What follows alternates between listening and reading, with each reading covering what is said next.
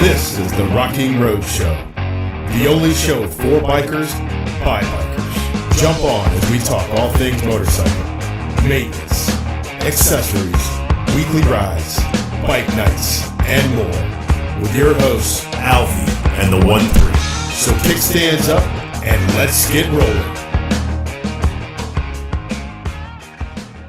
That thing. And welcome, everybody. Thank you for tuning in. Welcome to the Rocking RoadShow. I am Alvie. I'm here as always. With the 1-3. With the 1-3. Oh, We're coming to you live from the headquarters of the Rocking RoadShow. It's the 1-3 bar. The 1-3 bar. So, I'm a little hyped up again today. little hyped up, feeling pretty good, Oh, right? hell yeah, man. It's going to be I will say this. It is going to be a jam-packed show. Lots of stuff going There's on. a lot of stuff we're going to try and get through tonight. You being an arrogant bastard. Oh, no, That's you because you're drinking an arrogant bastard. So, yeah, so we got a lot of stuff to get through today. Yes, we do. Kind of it's more of an informative show today than past shows. Yeah, I mean, we have a little bit of information going on that we need to get, that we would like to put out to you guys. And, be it helmets, insurance, things that are going on in the biker community, stuff like that, just little things. Little things. So, where'd you go? I don't know. I just jumped away for a second. It's kind of cool. Like, what the fuck? Yeah, so lots of stuff to get to tonight. We teased The helmet. the topic helmet. Yes. The helmet topic last week. So with that, we'll kind of get into the helmet topic. So When should you replace your fucking helmet? well, it's funny because I'm kind of dragging on purpose here because I'm waiting for everybody to kind of start joining into the feed. I see. Oh, maybe I should respond. Hey, Kim. Hey. Oh, wait, it's you. The hell. And Kim did join. Okay. Yes, she did. All right. So with that, we'll just kind of go into it. People will start coming in when they come in. So as we said, the first topic tonight is going to be helmet. I called it helmet care and replacement. Helmet care and replacement. So So I'm guessing, that you're saying, how to take care of your helmet. That kind of helmet. yeah. Okay. Yeah. All And right. then when is a proper time to replace said helmet? There's a proper time? So first off, right? For most people, and I'll say most people, the helmet is meant to be used all the time. Yes. Okay. It's out there in the elements all the time. It's there to do one job and one job only, and that's to protect the skull and the things that go rattling around inside of it. The melon. The headpiece, right? I'll tell you that I really love the helmet because I've got a couple things rattling around in here because I didn't wear my Because you helmet. didn't wear one. Yeah. So of course they take a beating being out there. They take bugs, they take rocks, Oh, they God. take Yeah. everything, right? Oh, wait, don't forget the sweat. Yeah. Because you sweat inside sure. that thing, and it's, hair products you may use, women use. Some men. Funny story. You got a funny story? I do. This goes to me not wearing a helmet, and probably why I should have always worn one. But anyways, I go to visit my brother in Georgia. Right. This was probably 12 years ago, maybe. Wait, when you cross the Florida-Georgia line, dude, you have to wear the helmet. Yeah. So this is how we're getting there. This is how retarded Alvie is. So I literally have a helmet tied to a backpack while I'm in Florida. Right. All ass up to Georgia. As soon as I cross the state line, I pull into the Welcome Center. Right. Untie the helmet, put the helmet on my head, and continue the rest of the way into Savannah. Okay, cool. Savannah's a nice place. I like Very Savannah. cool. And actually, I say Savannah because everybody knows where Savannah. He was actually in Hinesville, Georgia, which is about I don't 30 know minutes west of Savannah. Not as nice as Savannah. No, Savannah's But nice. so, anyways, everything goes fine. Everything goes off without a hitch. Oh, that's not true either. That's a different story for a different time. And Kim, while you're listening, you'll know it was the Halloween incident, so you know what I'm talking about. We can get into that at a much later time. Oh, so anyways, we're gonna need to hear this. Yeah, that'll be an off-air conversation we really have. Yeah. Oh, I'm not gonna put that out. I can't wait. I won't put that one out on the airwaves. So, anyways, so fast forward on the way home, right? Shitty ride home, by the way, because it's just rain. And I'm fighting rain. I'm fighting everything. So I get across the Georgia line, and helmet comes off, tied to my backpack. I keep going. Well, I get probably, I don't know, I'm probably 30 minutes outside of Brooksville or so. All right. And I jump off. I'm kind of right around the Ocala area, and I'm on 301 heading towards Tampa. Right. And out of nowhere, this fucking bird dive bombs me, and I take a bird right off the head. No. A bug splat, just bam! I get smashed in the head by a fucking bird, and I mean, it was like, oh shit. What the fuck happened? And, so anyways, had I been wearing a helmet, the helmet would have taken the brunt of the bird, and it would have fucking hurt so goddamn bad. But I had a pretty good knock in my head. You had a goose egg from a goose. Yeah, legit. It sucked. So again, when you're riding out there, your helmet's going to take a beating. So there's ways to go about cleaning a helmet, right? Yes. That you want to take. Take precautions, so to speak, to clean your helmet. So yeah, I mean, you don't want to use any petroleum products. That's what I heard. It just things like that because that could damage the resins and stuff. Yeah, all the plastic because it's all kinds of fiberglass, all kinds of stuff in there. So I found. Thank you to Revzilla, by the way. Revzilla's awesome. They had a really good post on cleaning a helmet. Really, and I pretty much just hijacked y'all's plagiarized. Definitely. Wait, it's not plagiarism if you actually give credit to the. There you go. So I am giving credit to Revzilla. I'm actually going to use some of their photos too. Revzilla is awesome. Yeah, Revzilla's got some really cool shit. Yes. So first of all, when we go to clean our helmet, just like anything, right? You're going to have tools to do said job, right? Yes. So if you're going to clean your helmet, 1-3, what are some of the things that you're gonna use?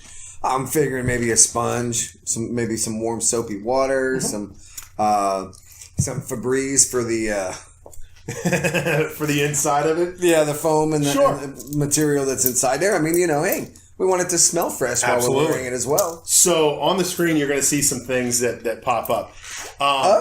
So not far off, right? No. Again, all these are just some things that you can use to kind of to get a start on it. Johnson's really baby shampoo, though. You just use whatever it is. So microfiber rags. Me and Kim have just boxes and boxes of microfibers. We just had microfibers laying everywhere. Maybe some of those should end up at my house because I don't have boxes of those. I can do that too.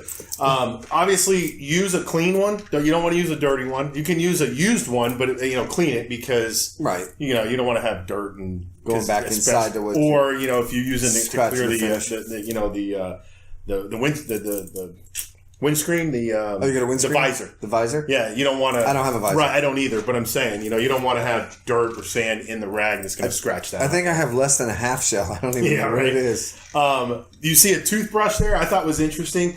To get the nooks and crannies that the microfiber can't get to. Right. A lot of it's on the vents, the air vents in your helmet. Oh, yeah. I bet a bug gets slammed in there, man. You ain't getting that guts out. So toothbrush. The baby shampoo is like you said, you don't want to use anything petroleum. So. Nothing hard either. Yeah, and baby shampoo is really... It's pH balance for your eyes, right, too. So. For your butt, too, right? So, you want to use some kind of a cleaner that doesn't have petroleum in it, really, is what it boils down to. And then, of course, like 1-3 said, warm water, whether it's in a tub, a sink, a bucket, whatever you're going to use, so that you can wash that thing down. You don't. I'm guessing you don't want to submerge. You don't want to do that. There's a lot of reasons there because you're going to try, and we're going to get to that. You're going to try and take the liner out if you can. Some helmets, especially full face helmets, you can pull the cheek pads out and you can pull a lot of it. foam out. But if you go and dunk your helmet into water and you can't take those pads out, you can't wring it out or anything like that, you're going to be stuck with wet pads that are then going to dry, and then you're going to get moldy, and you don't want to deal with that. It's going to be horrible. It's not going to be good. And then the last thing they said, if you can have access to it, this is something I didn't even think of, but compressed air. Oh yeah. You don't want to use aerosol air, but like if you have a compressor in your house, you can use that compressed air to again get to the little nooks and crannies around the visors, around the. Isn't the aerosol air? Isn't it like trifluoroethane or something? Isn't that like a Freon? Yeah, but you don't. They say you don't want to use it. You see big words from Bobby. Yeah, from the 1-3. Yeah, but you don't want to use it because it will erode. It says erode the EPS liner in the helmet and degrade its protective. Because there's chemicals inside there. Yeah. Yes, I can agree with that. And no, what I was throwing out there actually is not used anymore. It is a Freon based thing, and we used to use it working on aircrafts back in the 80s. Back in the Dizzy. Just, in the Dizzy? What the hell is that? So step 2, we'll put up another picture for you guys. Step 2, remove any... I thought that was the only step. Yeah, that's it. That's all you need, and then you're done. Yeah. Now, so step 2 is remove... This is kind of... And they were like, this is kind of self-explanatory, but remove any electronics that you might have in your helmet. So a lot of people have, Bluetooth comms. They have speakers, headphones, anything like that. Okay, so this is my fault because I wasn't following through. What we're doing is we're getting the materials that you need to clean it. That's step 1. Step 2 is to remove the stuff. We've already talked about cleaning this shit, though. Yeah, this is kind of going through. Okay, so maybe it's not exactly steps, so to speak. It's just kind of, these are some of the things. Before you start cleaning it, get the electronics get everything off of it, right? Yeah, because actually, what's really one for my wife, she has a helmet there that has headphones in it and a mouthpiece because her bike, we used to have a CB on it and with that had an input for her radio, so she could listen while she was wearing her helmet. Right. She chose to take the CB off her motorcycle, and so now she just wears like a half helmet. But so she doesn't have that anymore. Yeah. But that's a good point. Take your electronics out, man. Yeah, if you can. They're building helmets now. Senna's huge on this. They're building helmets with Bluetooth comms already built into the helmet, with cameras built into the helmet. So which has to be like, I guess, weatherproof of some sort. Yeah, it's definitely some kind of weatherproofing going on. But it might not be able. You might not be able to take those electronics off. So you have to, just be very careful. Be careful with it, right? Let's say be careful. And Pat, what's up, buddy? Thanks for joining. Okay, so obviously, right, we're going to take off all of the electronics that we can. So who just joined? Because I'm not getting it on my side. It's a good friend of mine from back in high school, actually. High school? One of my best friends in high school. Well, that's awesome. Duh, I guess my freaking... Sometimes they lag behind, so it'll eventually pop up. But, so... You're wired, I'm not. That's probably a little bit there, too. So we kind of talked about this one already. If you're able to, remove the liner inside of the helmet. Yes. Because then you can take it and you can clean it. You can either hand wash it, or you could more likely put it into a... I'd say hand wash it. I would not even recommend throwing that in a washing machine because the speeds that your these new high efficiency washing machines they spin that's at, true too. You're probably gonna fuck shit up. And for this too, like we said, some helmets you can, some helmets you can't. So check your manufacturer's information. Right. And first and foremost, with all this, right, definitely check your manufacturer's recommended practice, right? Because I think most helmets are going to come with, hey, this is how you clean this helmet. How you care for it. Yeah, exactly. Yeah. So this is just some... It's like getting a new puppy. How to care for the puppy. Well, you know what? Go ahead. I was going to say, just saying that, new puppy and all that stuff. You would take care of your helmet like you would take care of your puppy. Think about this. Yeah. This thing could save your life. Oh, yeah. Puppy can't save your life, but your helmet can save your life. Yeah. But the puppy's like family, so treat your helmet like family. Yeah. Sure. Don't throw it around. Yeah. And I know you're probably going to get to this. There's some misconceptions about droppage. We'll get to that. Oh yeah, no, we're definitely going to get to that. Okay, great. Here's something that I didn't really know, or I didn't even think about. They say to prepare the shell of the helmet to clean it, right? Take a one of those microfiber towels, right? Dip it in warm water and just drape it over the helmet. Let it sit for a little bit, and it helps to loosen up all the dirt and the bugs and all that shit in it. I never thought about that. It's pre-soaking. Yeah, you pre-soak your pre-soaking. helmet. I thought it was kind of cool.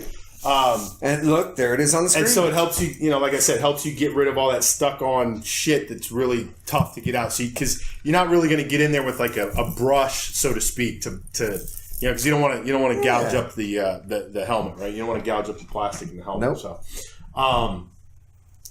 So I thought that was kind of cool. And then we go, we've taken the liner out. We kind of already talked about it, but you clean the liner. Obviously, like 1-3 said, right? You've got sweat, you've got oil from your skin, you've got hair products for some people, you've got sunscreen is a big one, right? You get a lot of sunscreen on it, stuff like that. So, hey, you just went back in time. I don't know what I just did. I went back in time. Hey, Sandy, how you doing? Basically, once you do that, you want to let them dry as best as possible. Usually, air dry it. The best way is to if you're gonna wash your helmet, wash it like after a ride or something like that. Let it sit overnight so it can dry. I don't even know if you let the liner get wet and not really dry it out thoroughly, all you're gonna do is end up with another stinky head, right? So you got to be careful with that. And then after you let that helmet pre-soak, you're going to go in and clean the helmet itself. Clean the face shield.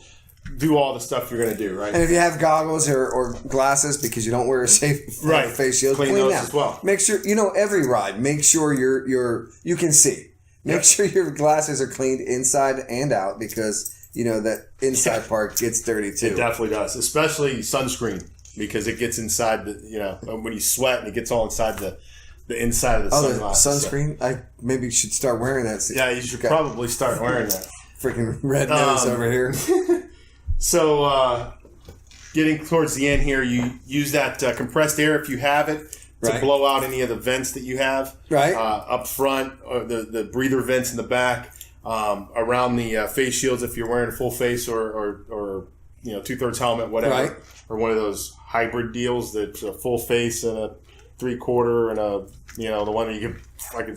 You were talking about it last week. Yeah. Oh, that's the modular. The fucking wind catcher. Yeah, the modular that I have. Yeah, that thing. Okay, don't ever ride down the road at like 50, 60 miles an hour.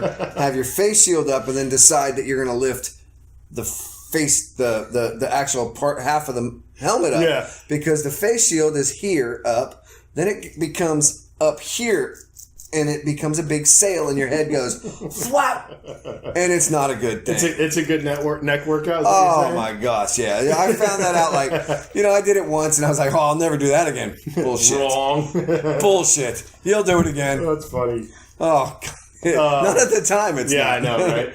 And then, so lastly, after you get everything cleaned and you get everything dried, you're going to reassemble the helmet, put everything back where it was.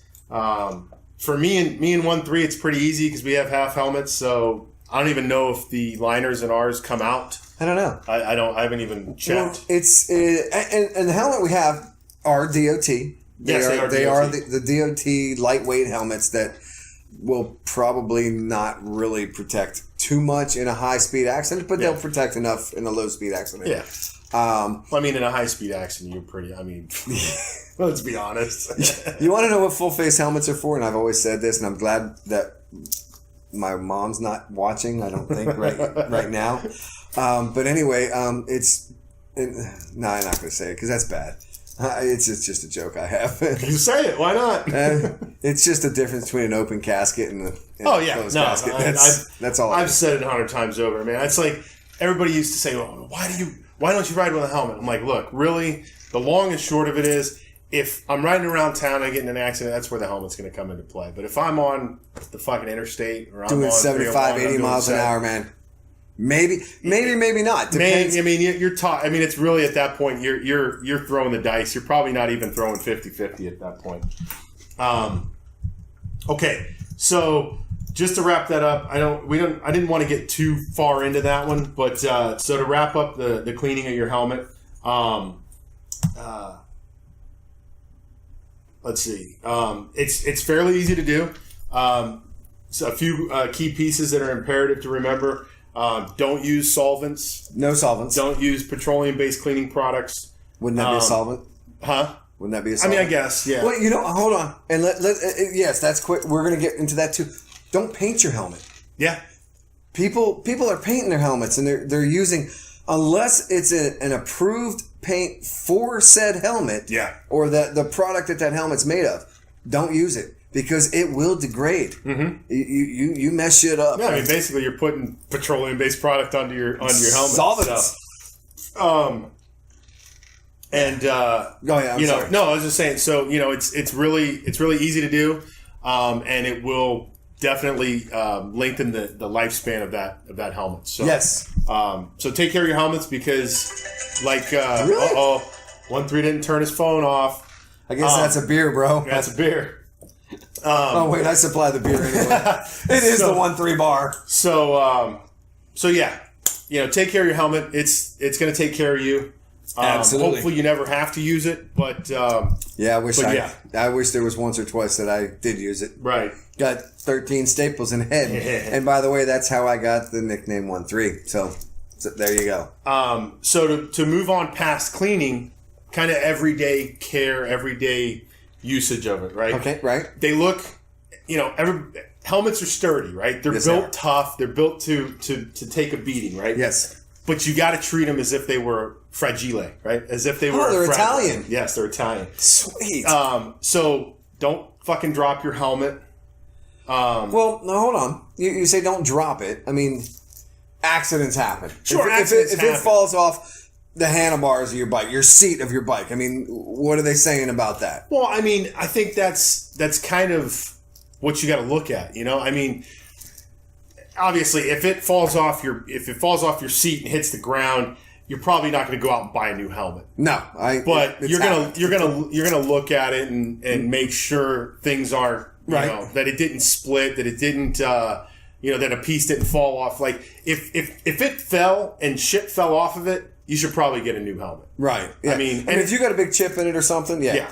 Okay, so this happens. If you're clumsy as fuck and it falls off your seat, or handlebars, because that's a little bit higher. Let's say it happens almost every time you park your damn bike. Get a new helmet. I mean, or stop putting the fucking helmet on the handlebars. Yeah. Put it somewhere else. Yeah, keep it in your hand. Put it on your foot peg. I put it on my brake so many times. I've actually. I mean, now saddlebags, just open the saddlebag and throw it in there. Right. Another thing to do. Most saddlebags full. Well, that too. But most bikes now. Here's some ignorance, because I haven't looked on my Harley to see if there's a helmet lock on the Harley. There isn't. I haven't found one. Almost all metrics have one. I know that. Yeah. Because my Cowie used to have one. I took my seat off. See, I don't think it does. Because you would have to physically remove your seat with a tool. Okay? Like the 1-4's bike. She has the Roadstar 1600. Mm-hmm. You turn the key to the right, I believe, or maybe it's all the way to the left. I don't remember. The seat pops up, and there's a little hook under the seat that you hook the damn thing. Oh, really? See, like on my Cowie, on the hey, right. Phil, how you doing? Hey, man? Phil, what's going on, bud? On the right side of my Cowie, right underneath the rear seat, there was a little lock, and you just unlocked it, and it latch came down. You put your helmet in there, you latch it back up, and you're good to go. That was on my V-Star. Yeah. But I like hers because it's under the seat. It's under the seat, and it's hard to get to. Yeah. No tools. You have to have the key to pop that seat up. Yeah. So I mean, like I was saying, if you're dropping your helmet every time you put it on your fucking handlebars, you might need a new place for your helmet. Yeah. Don't store your helmet near keep it in your fucking head. Don't store your helmet near gasoline, cleaning fluids, exhaust fumes, excessive heat. I'm probably bad about the excessive heat one because obviously we're in Florida, so it's kind of hard to keep it away from excessive heat. And I usually just, when I pull into the garage at the end of the day, I just put my helmet on my seat and go inside. But that's my garage gets super hot. No. But here's the thing. You're right. Your garage doesn't get that hot. Yeah. And it's not bad. Mine goes on the seat as well, or up on my on my dash. Yeah. I'll put it up on top of the handlebars. the thing that I found with my helmet, that I put it in my saddlebag during the day. Yeah. And when I'm at work and it's sitting and baking in the sun, down there on Bruce B. Downs. Yeah. So this thing is baking all day. I open up that thing, man, dude, my helmet is freaking hot. Yeah. Well, there it's you go. hot. You shouldn't do it. You should take it in with you. Well, what am I going to take it in? I guess I take it in with me, carry the helmet. Yeah. I mean, but it's a pain in the ass. No, I get it. I get it. Man. But yeah, so why do you gotta make me do more work? I could use it like my lunchbox, I guess. That's it. And like 1-3 already brought this up. You should definitely check into what you're doing if you're going to paint it, decorate it, pinstripe it, put decals on it, all that stuff. I'm one because I have a decal on the back of my helmet. It's a reflective decal. That's that skull, and I guarantee. I'm sure it's not approved for a helmet. It's not approved. I guarantee it's not because I bought it off fucking Amazon for $5. I had a helmet that I loved. I really did love this thing, and it had a quick disconnect. It had one plastic quick disconnect. I mean, it was a novelty helmet, but I loved it. It was really cool. I had all kinds of stickers, man. I had a big old fuck you on it. I had hey, if you're gonna ride my ass, pull my ponytail, all that shit. But I don't have a ponytail. I just think it was funny as shit. There was a couple other things on there that was pretty cool. But so I'm driving. I'm riding on 417 coming back from. I guess we were coming back from Melbourne or something. And I'm the first one. My wife's behind me. Then I think you had Howie or maybe it was Bobby. I don't remember who it was behind. All of a sudden, helmet decides to fly off my head. Oh, shit. Boop, it goes off my head, and it goes back, and I'm like, oh, shit, who did it hit? Yeah. It hit someone's front wheel, and they shot it to the side, and I was like, oh, God, I could just imagine if it would have... Fucking Mario Brothers turtle shell. That's what it was! Because it was that way. It was That's like fucking still awesome. on my head. Yeah. And I'm like, oh, shit. So I had to ride the rest of the way home with just my bandana on, and I'm holding my bandana, and then that flies off, and I'm like, my hair is like... Flying off. Oh, God. Yeah, my hair is flying out, So these little strands going like that. Dude, that's hilarious. I don't know why when you said that, all I thought was fucking Mario Brothers. Fucking turtle shell. That little turtle shell, man. It was a black amazing, one, not man. a fucking blue one. Oh, shit, man.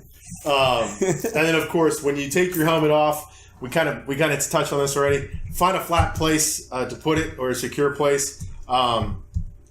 They say you can set it on the ground. I don't think I would ever set my helmet on the ground. I have. I Come on, man. I mean, You have? I don't know that I have. Yeah, you have. No. I don't know, man. I'm pretty damn sure you've I usually just put it on the seat. I know Phil's put his on the ground. Oh, wait. Does Phil even wear one? Sandy, do you wear a helmet? But yeah, I mean, like I don't think I've ever put it on the ground. But anyways, you can set it on the ground, secure it to a rack, stow it on a shelf. Obviously, you're not stowing it on a shelf if you're out, but I guess they're talking about when you come home. And you get to that damn bar, man. Put it on the bar top. There you go. And then it says, of course, be careful if you put it on the fuel tank because you might have some fuel fumes coming off. I don't know about that one. That's more of a science question, I guess. Does gas fumes from a fuel tank venting Well, yeah, why not? really deteriorate? Think about it. Yeah, it's still. I mean, gas guess, right? fumes are still. Yeah. You smell you can it. still light it, right? Oh yeah, that's what ignites. It's not the gas that Right. ignites; it's the fuel. Yeah. It's the vapor, and the vapor is what would damage things. Yeah. And you got the benzene and all that other stuff. Hey, Yeah. look, I did go to school. I know a little bit. And then they brought up something I thought was really neat. If you're going to put comms on your bike or speakers or anything like that for music and stuff like that, Right. check your local laws because some states prohibit those things. So there you go. Okay, last but not least, when do you replace your helmet, Mr. 1-3?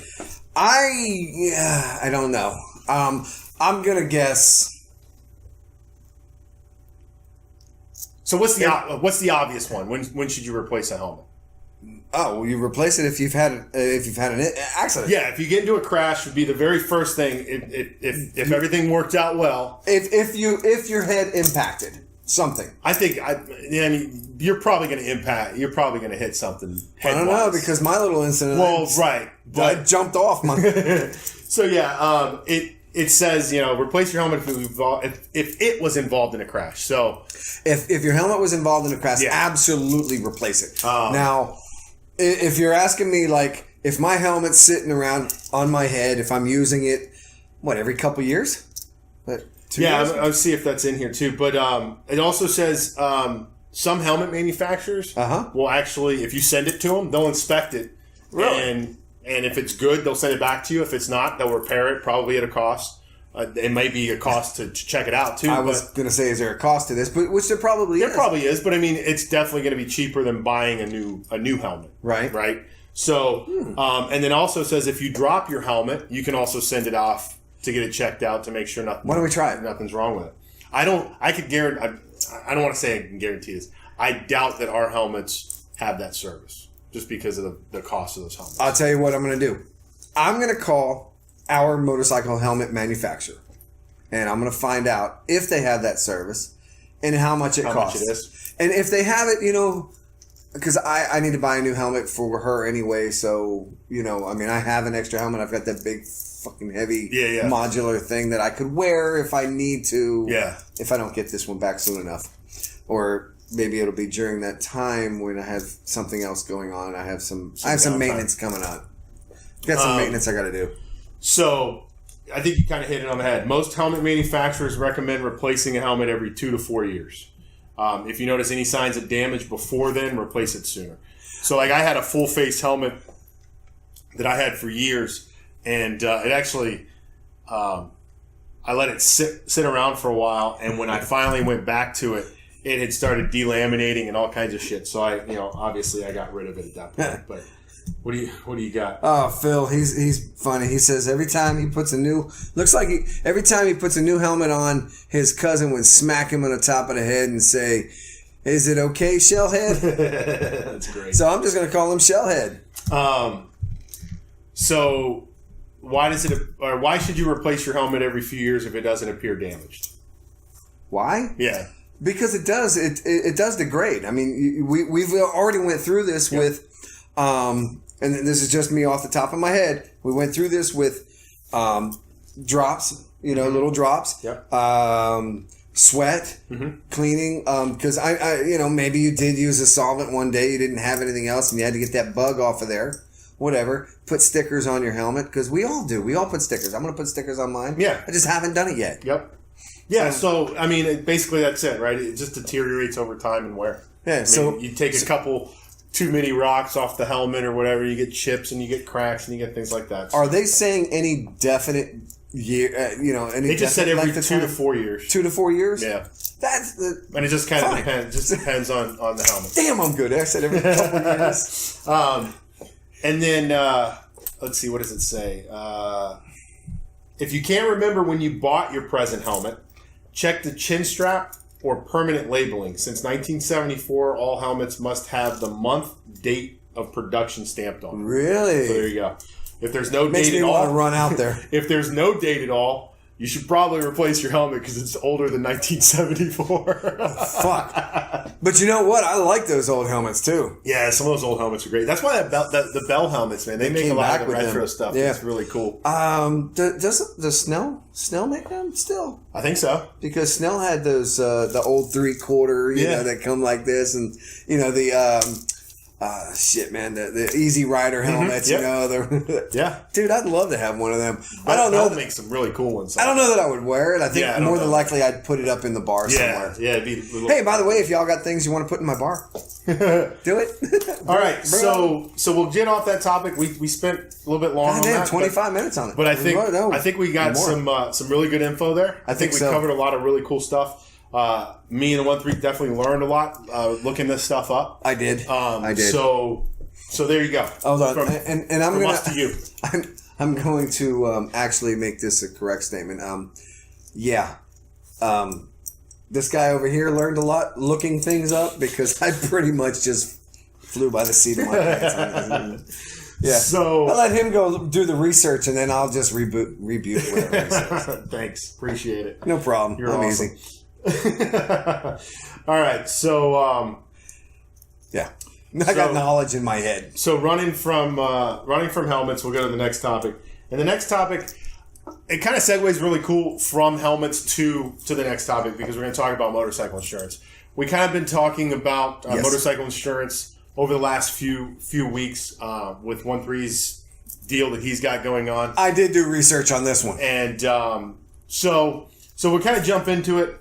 I don't want to turn this into a lecture. I don't want to turn this into boring insurance talk. So I'll get through as much of this as I can without boring the shit out of people. I'm just going to say, I think you need to get insurance. That's pretty much it, right? That's the end all be all. Have insurance for no other reason than that fucking asshole that pulls out in front of you in the white fucking truck on a 4-lane road, and then his insurance tries to fuck you. That's it. That's why you need insurance. That's why you need insurance. So, by the way, I have a lawyer now, so I can't discuss it. So it's really funny because me and 1-3 before we hit play or before we hit record today, compared our insurance quotes coverage. Yeah, and I'm lacking severely. You are, and I'm paying way more than he is. Yes, and it pisses me off. So I'm actually going to call his insurance agent. Hey, and I'll throw that guy's name out there. I'm going to throw his name is Jeff Ard. He's with Allstate Insurance, and the guy is freaking amazing. He can give you a great deal. So there you go. So what are motorcycle insurance requirements in the United States? So again, we're not insurance salesmen. So check your local, check your state requirements first of all. Absolutely, right? We're not just talking about Florida. Even no, we're going to talk where about we live. We're going to talk about everything. So basically speaking. And this is, I'm gonna make a blanket statement. It's not necessarily 100% true, but this is a blanket statement. Unless you live in Florida, Montana, or Washington State, your state requires you to have some form of insurance on a motorcycle. Wow. Okay. Be it PIP or liability or anything. And I was looking, I was hoping that there was like a consistency with it. There is not. So it literally varies state by state. Wow. Okay. So some states require for instance, Louisiana has the most, outside of the 3 states that don't require you to have insurance, Louisiana has the most most lenient requirements, whereas I think it was Maine and Massachusetts have the highest requirements for motorcycles. So So check with your state if you're watching us from another state. Absolutely. So basically, I'm just going to run quickly through what motorcycle insurance kind of does for you, right? Okay. So what does insurance cover? Well, mine? You got to do something? No, I was going to get another arrogant bastard. Oh, go for it. So while I was, I'll put me on the you put you on it. So what does insurance cover? So basically, standard motorcycle insurance is going to cover some portion of the costs associated with damage to your bike. Okay, just like any other insurance. It's gonna also provide compensation in the event you should cause harm to another person, right, or their property. And have legal fees to pay because of said accident. Okay. And then your liability insurance is going to cover the cost of liability claims and legal fees up to the limit of your policy if you're at fault in that accident. So that's pretty much what insurance is going to cover. Now, I'm not going to go into everything else because there's personal injury and property. There's all kinds of other riders that you can put onto your insurance that can cover different things. Each insurance provider has different things. Yeah. So mine includes up to $1,000. It includes my freaking jeans or my boots. There you go. I mean, it's awesome. And I've added $3,000 to my policy. So for lights and handlebars and all kinds of stuff that's usually not covered, right? So it's covered at the cost of the bike, right? Right. So there you go. So talk with your local insurance agent. They'll be able to help you out and point you in the right direction. Yeah, they'll get you what they can get you in your area. Right, exactly. Because, and shop. Don't go to the first guy. Yeah. I didn't. I mean, I will say I went with the guy that the Harley Davidson dealer that I'm going to use, Brandon Harley Davidson. That's who I bought my bike from. Amazing people, man. It was awesome. But shop around. I said, okay, well, this is your guy, but let me call another guy. Yeah, I didn't like the other guy. I went with their guy. Their guy was awesome, and now I found out that I've got such a great deal, and that maybe we're gonna get Mr. Alvie over here on it. Yeah, I think so. I'm going to give him a call and see what he can do. So, so the next question then becomes, how much insurance do you need? And that's going to so there's a couple of things there, right? That's going to depend on the state that you live in and what they require, right? And then outside of that, it's just going to depend on what you own, what you're going to use it for. Can I just say, why would you get the minimum when unless the cost is some absorbent amount? I mean, why would you get the minimum? And now I'm talking because of my policy, what I've gone through, and please forgive me if you're, if I'm sitting here saying my policy, but it's a good policy, and why would you get the minimum? I have one of the best policies. Yeah, you got a pretty good one. According to the guys at even Brandon Harley, they're like, man, that's freaking awesome. Yeah. And I don't pay a lot of money. Yeah. My payment is way low. Yeah. So I would say get the most you can for what you can afford. If you can get everything you freaking want and then some. And by the way, and I don't know if you're going to bring this up or not, get uninsured motorist. Yeah. I do not have it, but I will have it. Yeah, I need to add my incident, because I did not have it, and believe me, I needed it. So anyway, back to you, Alvie. I apologize. No, you're fine. So yeah, I mean, it's really, they say here, they vary, requirements vary state by state. Get with your local agent, and they'll craft a policy that best protects you and your financial well-being. So that's really awesome. What it boils down to. How does insurance work? How does motorcycle insurance work? I'm not gonna insult you guys. It basically works the same way your car insurance does. Okay. There's really no difference. I was gonna say, God, please don't tell me. No. I'm not gonna answer that question. Yeah, no. That's pretty much all it is. It's just if you have a car, you have insurance on your car. It works exactly the same. All right. So then, if you're in an incident, you call. You notice I said incident. You call them and say, "Hey, look, I had an incident." Yep. And they take care of it. Yeah. How much does it cost? That's the $1 million question, right? You've got this amount, yeah, and you got this amount. So it depends. You want to be in here. Yeah, it depends on how much coverage you get. It depends on what you're riding.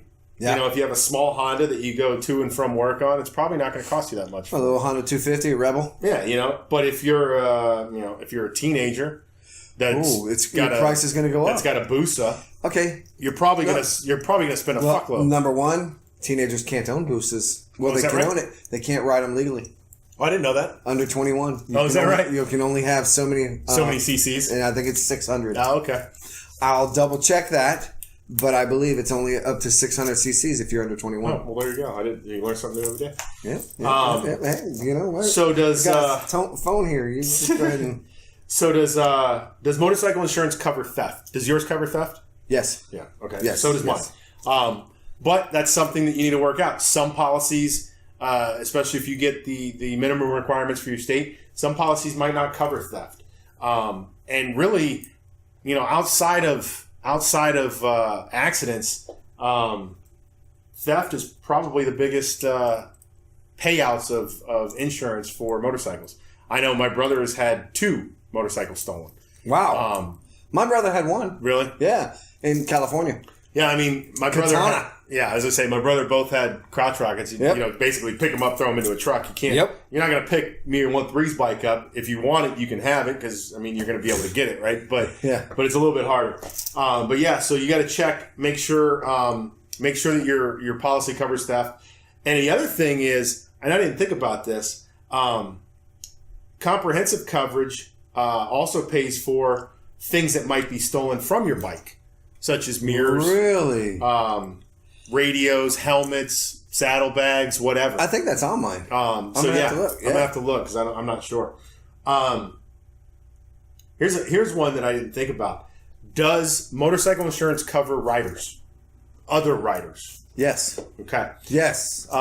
Whether or not riders are covered by your motorcycle insurance depends entirely on your policy and your provider. Yep. Okay, so I know my policy has a second rider as well. Definitely not enough coverage, which we just talked about. We're going to get that fixed.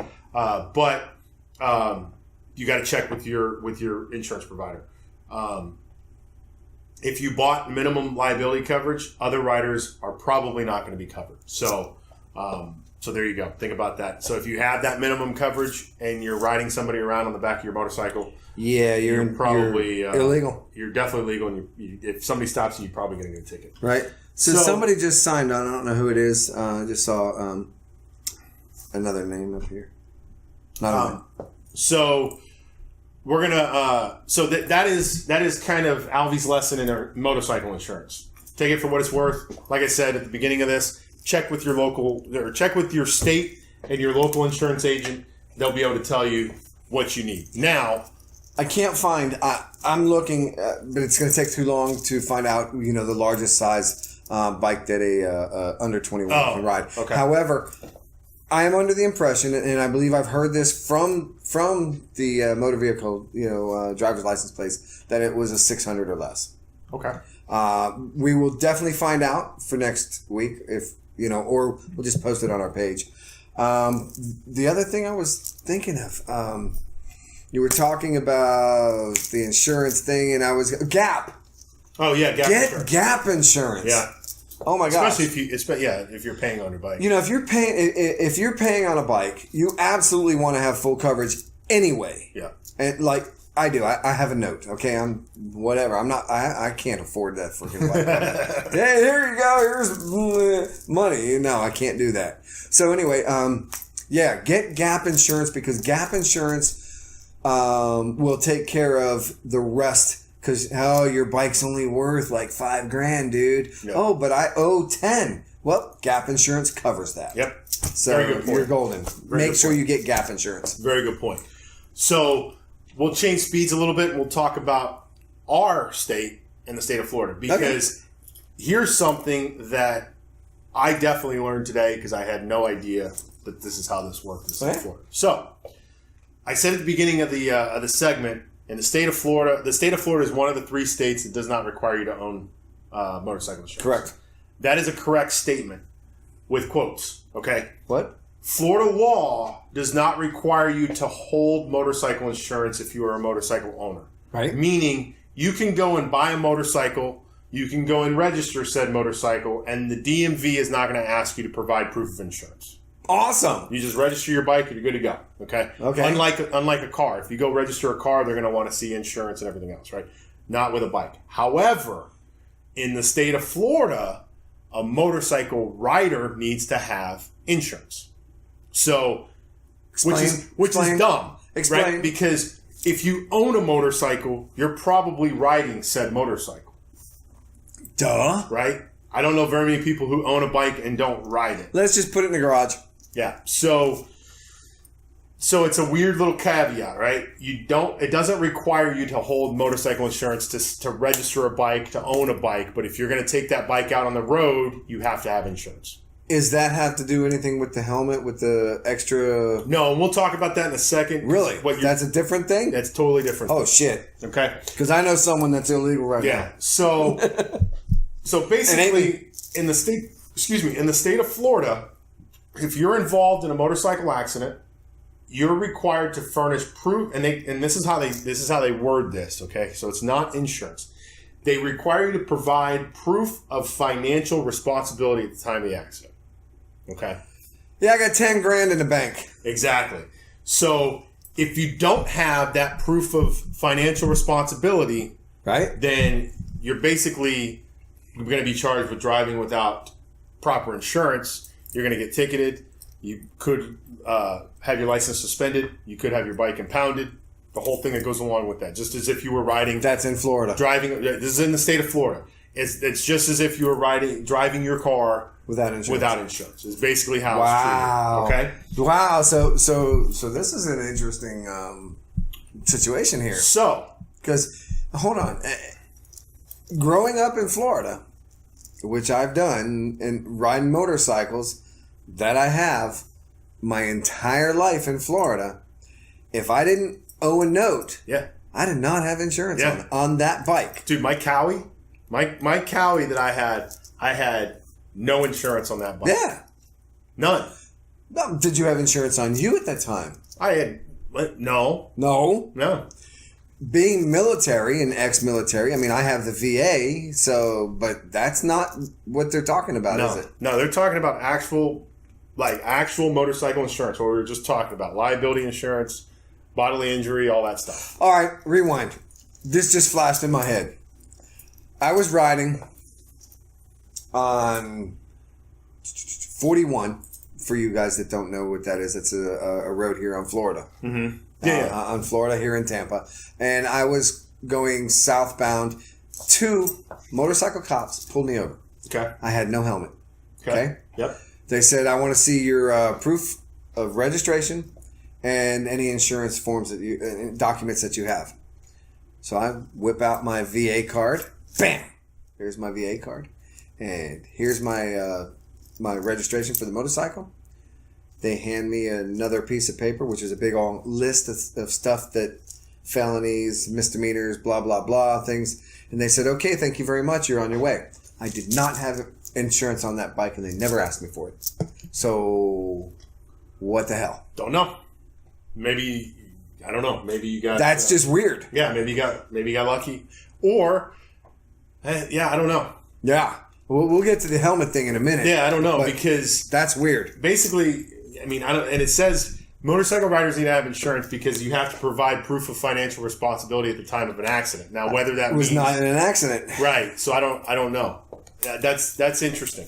And the 1-3 said earlier that he's asked a bunch of Leo friends that he has, and nobody wants to give an answer to said questions. So, no, they don't. So there you go. Take that for what it's worth. So, in the state of Florida, the most common way of meeting the Florida requirements for proof of financial responsibility is to get motorcycle insurance. Yeah. Okay? And in the state of Florida, your insurance requirements are $10,000 single person, $20,000 two or more people for bodily injury, $10,000 per crash for property damage liability, and you have to have at least that much coverage. And that's pretty much it. You know, I really like this koozie. Yeah. I think I'm going to have Sam make me some of these. Make a couple of those. Yeah. So that's the easiest way to meet that criteria. Now, there is a second way, and the second way is to get a, what do they call it? A self-insurance certificate from the Bureau of Financial Responsibility. And basically what they do is it's based on your net worth. They take a look at your assets, and they determine whether you have the ability to, if an accident occurs, have the means to provide basically that $10,000, $20,000, $10,000 coverage. Okay. Which I'm going to go out on a limb and say 80% of people who ride motorcycles cannot meet that requirement. Or probably could not meet that requirement. Or would not want to. I mean, you're not going to take your savings, your life savings, or what have you, and want to throw it into that accident. So, you know what? Buy insurance. So I'm going to be that guy that never had it. That's got it because I owe a note on this Harley that I have, and yeah, I've completely just done a 360. Yeah. Or no, excuse me, a 180. A 180. And I say, get motorcycle insurance. So, Phil, I don't know if you have it. Get the shit. So, in either case, you should always keep a copy of proof of insurance. Or actually, I'm sorry. We're in Florida. Proof of financial responsibility. Financial responsibility. On hand at all times when you're on a bike, just in case something does. If you're in another state, proof of insurance because you're required to have it. Right. I mean, and like 1-3 said, just get insurance. Really, it's not that expensive. It's cheap. You can get a policy for $50-$60 a month, and that'll cover you. I pay less. Yeah, I'm just saying. Like, if you're out there riding on a motorcycle, you should have at the very minimum your basic standard coverage. Oh yeah, absolutely. At the very minimum. Yeah, okay. You know what? And besides that, you put a lot of money in a Harley. Or whatever bike you're riding. Bike you ride. If you're riding a Busa, you're riding a Cowie, whatever you're riding, a Honda, whatever it is. You customize it. You make it your bike. It's your baby. You put a lot of money into this thing. Make it, you know what? Why not protect it? Like you would protect your child. You would protect your wife. You would protect you. You have health insurance. You have life insurance. You have stuff. Put it on your bike. So, and I guarantee you got it on your car too. There you go. So, from the Rocking RoadShow to you out there, fucking get insurance. What the fuck? All right. Woo! Did we beat that horse? I think we did good. All right. We're at 8 o'clock, so we're going to have to speed this up a little bit. We do want to talk about this next subject because it involves a place that we're going to next weekend. So we're going to talk about motorcycle profiling. Oh, wait! I was getting all happy we were going to talk about Daytona. No. Now I'm not happy. And we're probably going to push a topic, the last topic, on for next week, just because we're running. We can do that. But I did want to talk about this because I thought this was interesting. So, it is becoming an epidemic around the country. Yes. That police departments all over are starting to profile motorcycle riders. No, they're not. And what do I mean by that? What I mean by that is they are pulling over motorcycle riders who are wearing colors, right? They're wearing their cuts, and they're pulling them over just on principle that because. So if I'm wearing this, right, I can get pulled over. Like legitimately, probably, right? Just saying. We're all going to Daytona next weekend. Wearing the same. We're all going to be wearing. All of us will be wearing Rocking RoadShow shirts, right? Women included. Yes. Technically, we are a motorcycle club. Technically, we could get pulled over just because.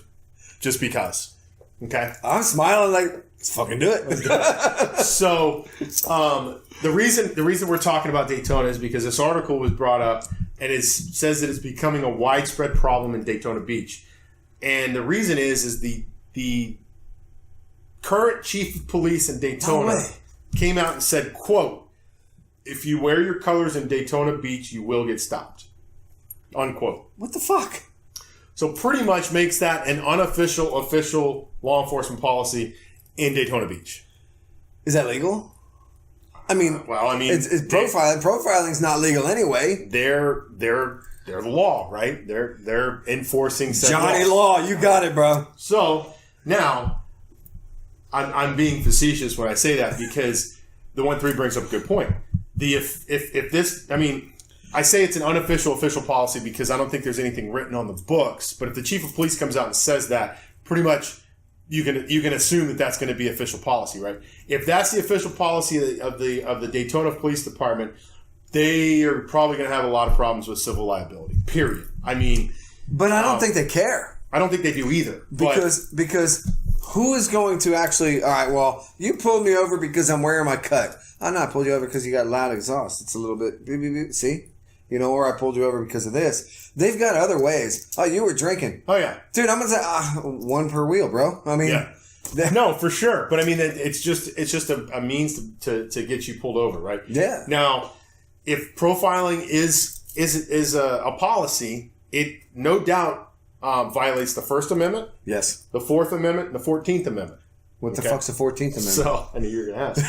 So obviously the First Amendment, right, is your freedom of speech and everything else, right? Yeah. Which, if you remember last week, we talked about the Mongols and their patch, right? Yes. And they just had a court a case, not necessarily the whole case, but part of that case reversed to where they kept their their logos. Right? How's it going, Bobby?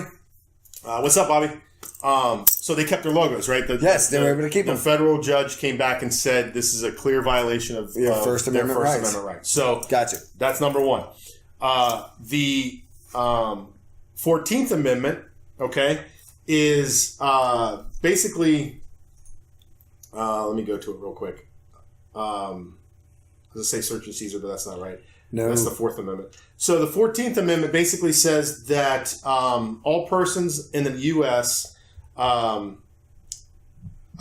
no state shall make or enforce any law which shall abridge the privileges or immunities of a citizen of the United States, nor shall any state deprive any person of life, liberty, and property without due process of law, nor deny any person within its jurisdiction the equal protection of the law. So basically, because this policy is basically infringing upon somebody's First Amendment right, it's therefore affecting the 14th Amendment right, because everybody has a right to their That's rights. 13 amendments away, bro. Oh. And then, of course, the Fourth Amendment is if they use this as a pretext to stop somebody in a traffic stop, then you have violations of the Fourth Amendment, which is the search and seizure. Yeah, but they're not going to say, and I'm going to tell you. No, they're not going to say that. They're going to profile you. They're going to say, okay, we pulled you over because of, your exhaust is too loud. You were swerving. Something. Oh, you match a description of somebody. And they can get away with all that. Of course. So, yeah, you know, and then you're going to be like, what the fuck? Absolutely. So there you go. Motorcycle profiling is pretty ridiculous. I found this interesting. The National Motorcycle Profiling Survey. What, there's a survey on this? Apparently there's a survey that went out. It validates Florida's prolific epidemic. So in 2018, this survey listed Florida as one of the top motorcycle profiling concerns in America. According to the survey, 65% of Floridians, or 65% of people surveyed, reported to being victims of motorcycle profiling at least once in 2012 in the state of Florida. I can understand that. 65%. Well, but they didn't. They said 65% of the people surveyed. And I'm just going to say that they surveyed people that were mostly wearing club colors. Sure. You know what I mean? Sure. I mean, that's what they did. Sure. They didn't come because I didn't get surveyed. Yeah. Did you get surveyed? No, I didn't get surveyed. But did Bobby get surveyed? Did Phil get surveyed? No. I mean, they went to, but they did it the right way. Because, if you want to get a high percentage, sure, you're going to go to the percentage of people that are getting profiled. But still, I mean, it's pretty shocking that 65%. I mean, regardless, you brought it up. Profiling's illegal. You're not allowed to do it. Can't do it. Right? You can't do it. We've already gone through. You can do it. Not supposed to do it. Not supposed to do it. So, and it's now. So motorcycle profiling is now a national policy discussion in Washington. In December, the U.S. Senate unanimously approved a resolution which directs all states to follow the lead of Washington State and Maryland with legislation addressing and condemning the practice of motorcycle profiling. Right. A prohibition combined with whatever. So basically, the Senate has come out and said that this is an issue as well. I can't believe that you just went, whatever. You always talk numbers and facts and digits and percentages and shit. I'm not going to read all that. I'm not reading all that shit. No. So yeah, man, like, it's an issue. Okay, well, Phil Scala said, will they pull over the Blue Knights? The Blue Knights? Yeah, that's a good question. The other one is... it's a motorcycle club, so what's the maybe other they one? will. The Iron Order? Iron Order is kind of on the cusp right there, because they are mostly LEOs and stuff. And there's another one that I saw today, and I can't remember the name of it, but it is another mostly LEO military and firefighter thing. Yeah. So it's another Iron Order. And don't get me wrong, I like Iron Order. I've met a couple of guys. They're awesome. You know, most of the clubs down here are great. But that's a good question. Maybe they will. But if you're wearing they're colors, probably not. No, if I'm being honest. I'm going to be honest. They probably are, so that they're not showing favoritism to every color. If they're smart, they will. If they're smart, they'll pull everybody over and just say, "Hey, Sam, how you doing, brother? Hey, man, we're going to your house tomorrow night, right? Yeah."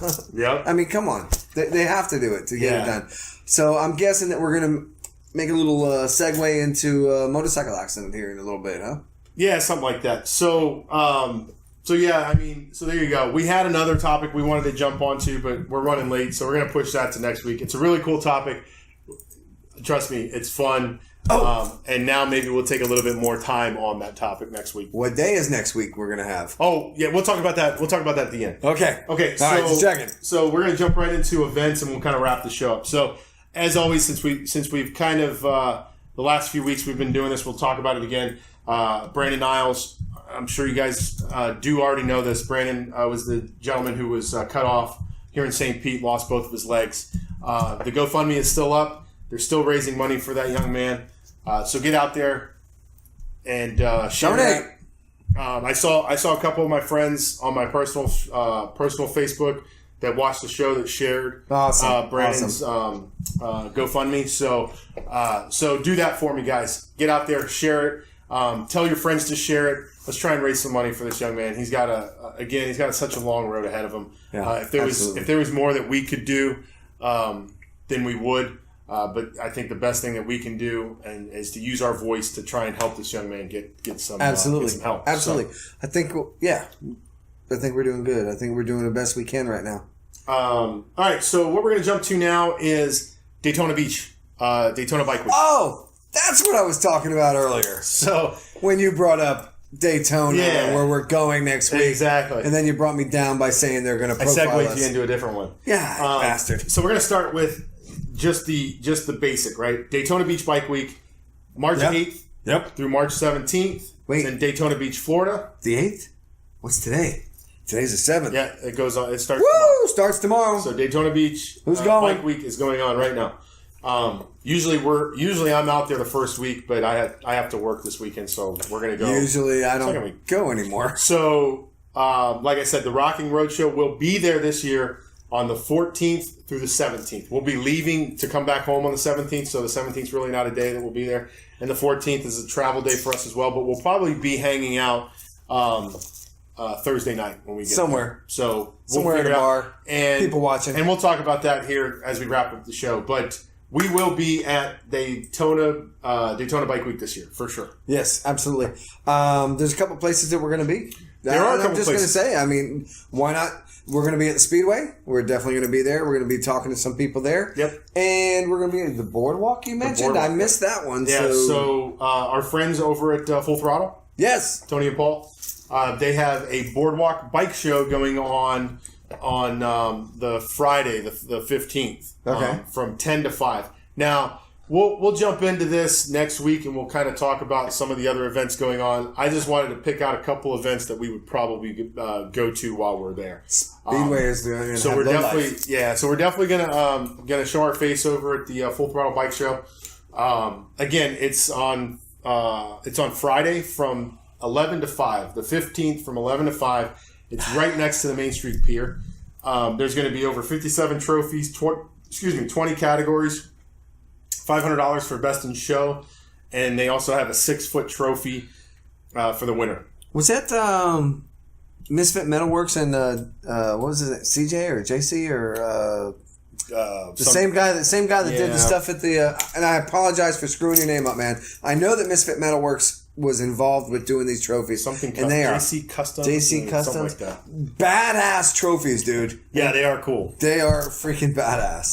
So we're gonna be we will definitely be at the Full Throttle Bike Show. Phil's going tomorrow on Friday. Awesome, Phil.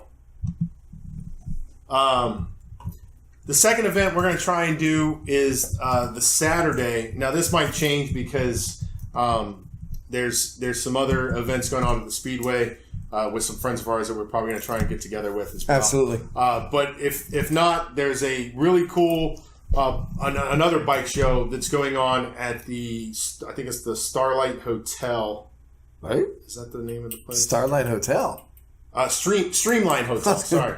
That's all right. The Streamline Hotel. And it's the Starlight. It is sounds the like Antique Motorcycle Club of America Vintage Motorcycle Show. No, we definitely got to hit that. Which I think would be cool as shit to go to. We got to hit that, bro. That's on Saturday the 16th from 12 to 5. So we'll have to figure out a way to get there at least for some of that. It's at the Streamline Hotel. It's at 140 South Atlantic Avenue, Daytona Beach, Florida. So it says join us for an afternoon of classic bikes, food, drinks, fun brought to you by the Antique Motorcycle Club of America. In addition to a variety of vintage bikes, you'll find motorcycle-related vendors, alcoholic and non-alcoholic beverages, food, a DJ, and more. So we'll have to check that out. And then one of my favorite spots to go to in Daytona is Main Street Station. Have you ever been to Main Street Station? Is that where I met you that one time? That one year we went down there and we kind of like bumped into each other somewhere? I don't know. It might be. I know it was on Main Street.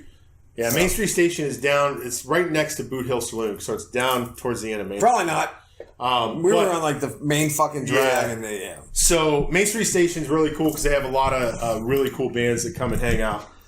So Wednesday night, the night before we get there, unfortunately, Saliva's playing at Main Street Station from 7 to 11:30. They're not going to be on that whole time. But Spit? But yeah, Saliva will be at Main Street Station from 7 to, again, the concert's from 7 to 11:30. It's a free concert. It's at Main Street Station, 316 Main Street. It's a little garage bar. It's kind of a cool spot. It's like a... Dude, I dig Saliva too, man. Yeah, it's like a gas station, an old gas station they converted into a bar. It's a super cool spot. It's kind of like really the den that I converted to a bar. Yeah, really cool vibe. I dig it a lot. But yeah, so Saliva is going to be there Wednesday. Unfortunately, we're not going to be there, but hey, if you guys are in town, go check them out. I just saw Saliva a few months ago. They're fucking awesome, man. They kick ass. I was with you when I saw them. Yeah. When they were at 98 Rockfest. Yes, Rockfest. Rockfest is happening again soon. Yeah. Godsmack's headlining. Who is? Godsmack? Godsmack, yes. All right, so Thursday night. Isn't Volbeat going to be somewhere? I think they might be doing that too. Yeah. Or something like that. I don't know. I'm not really big into Volbeat. Dude, I kind of dig Volbeat. Man. I don't know what it is. I dig the dude's voice. It's kind of weird music. Yeah. Man. They're Norwegian, I think. There's something. Or I don't Swedish know, man. or something like that. Anyways, like Disturbed. We digress. Metallica. Thursday night. Stray Cats. Is Drowning Pool. Oh yeah. And we were kind of joking about that. They're on like their fourth main lead singer, but hey, and I've seen them. And I actually what's kind of weird. They were in a. They were here in Tampa not too long ago, 2-3 years ago, whatever. And they were at a tattoo convention. All right, and we're actually the 1-4 got tattooed that night. Oh yeah. So while she was getting inked, I was watching Drowning Pool. Nice. And they were doing bodies, and I'm like, yes, that's the only freaking song that I really wanted to hear. Yeah. Because I wanted to see how the new guys sung bodies. Yeah. And it was fucking good? awesome, man. It was good. It was really good. So cool. But yeah, man. All right. So when the bodies hit the floor. So Drowning Pool on Thursday. So there you go. Awesome. And then last but not least, Friday night. Again at Main Street Station, they have Saving Abel with Tantric. So Tantric, we saw Saving Abel at St. Pete Bike Fest. Yes, we did. And Tantric I haven't seen in years. Oh man, it's been a minute. Tantric is awesome. So again, that's another. By the way, all these are free concerts. They happen all week, and it's at the Main Street Station there on Main Street. So go check it out. And then, like I said, I'm going to kind of go through and find some other stuff going on. Main Street's chock full, man. There's bands everywhere. There's bands on top of bands, music on top of music. It's crazy, but it's always a great time. I'm gonna look to see if me and Kim's favorite local band is gonna be there. Stone Gray. I'm pretty sure those guys will probably play Boot Hill Saloon at one point in time, so we'll have to go check them out because they're fucking awesome. Hey, look, anytime we need to find Foghat when Foghat plays somewhere. Yeah. The bassist now, and I know I'm changing things because I know Foghat's not going to be there this year, but Foghat has done a couple things, and the bassist I went to high school with. Yeah, I remember you saying his name's Rodney O'Quinn. He's fucking badass, man. But he was this little skinny little blonde haired kid, man. Never thought anything, but my God, he can play the bass. God damn, that little fucker. Nice. No, sorry, I'm just going on, and we're late, man. We're we're like 8:13, bro. I know. So with that, guys. What else you got? You got more? I know you do. Come on, you got. No, that's it, man. That's done. it. Yeah. So I hope you guys enjoyed today's show. Like I said, it was a very. It was supposed to be informative. It was a very informative show. It was less kind of banter, less kind of joking around. But I think I feel really good about the information I like the we information we put out. Absolutely. I like the subject matter was there, man. You know, it's got to be put out there because. Who knows who has their helmet from 10 years ago? You get rid of it, get a new fucking helmet. Exactly. If you don't have insurance, get insurance. I mean, really. Yeah. This is the way it's got to go. I know I got to put, I'm going to be honest, the 1-4's bike is not insured. Guess who's getting insured this week? Yeah. Okay? So I'm just saying. So there you go. I mean, yeah, you know, like I said too, I rode my Cowie for almost 15 years without insurance on that. Right. So there you go. So with that, guys, thank you guys so much for stopping by. Thank you for interacting with us on the show. We really enjoy it. It gives us a little bit of... Phil wants to know when the wet t-shirt contest is. Go to, I think it's Dirty Harry's, the Dirty Harry's compound over there. They have they have all those shows go on pretty much all week. I think there's 2 or 3 shows. I just told him to go to Dirty Harry's website. Yeah, I think it's Dirty Harry's is the one. And that's got all I did that it on like dirty the wrong way because Dirty Harry's. See, Dirty Harry's up here is not the same as Dirty Harry's in Key West, where I'm from. It's better in Key West. Nice. All right, so guys, thank you so much. Again, thanks for interacting with us on the show. It really it really makes us feel good because we know that the people are actually watching and are enjoying. Well, we know they're watching. Enjoying us run our mouths basically. So thanks again, appreciate guys. it. Really appreciate it. And like I always say, keep it rocking, guys. Rubber side down, baby. All right, guys. We'll see you next time. Bye bye.